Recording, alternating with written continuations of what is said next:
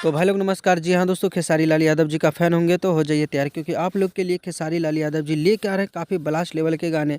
तो उसी गाने के बारे में बात करेंगे। तो गाइस वीडियो को लाइक और चैनल को सब्सक्राइब कर देंगे। तो जी हाँ दोस्तों, चलिए वीडियो शुरू करते हैं और जान लेते हैं खेसारी लाल यादव जी के आने वाले गाने के बारे में। तो जी हाँ दोस्तों, बता दूँ गाने का नाम है एगो बात बताई। इस गाने को गाए हैं आप लोग का चहेता ट्रेंडिंग स्टार खेसारी लाल यादव जी, और उनका साथ दिए हैं फीमेल सिंगर शिल्पी राजी। दोस्तों बात करते हैं गीत का, तो आज़ाद सिंह का लिखा हुआ गाना है और म्यूजिक से सजाए हैं विशाल सिंह। फाइनली इस गाने को जो है पीपा म्यूजिक से रिलीज़ किए जाएंगे 9 तारीख को, यानी 9 तारीख को सुबह में 6:30 में फुल सॉन्ग आप लोग के बीच में आएगा। काफ़ी बेहतरीन है। गाने में नजर आएंगे आप लोग का चहेता सुपर स्टार खेसारी लाल यादव जी और रानी एक्ट्रेस। तो आज का वीडियो में बस इतना ही, मिलते हैं फिर से नेक्स्ट वीडियो।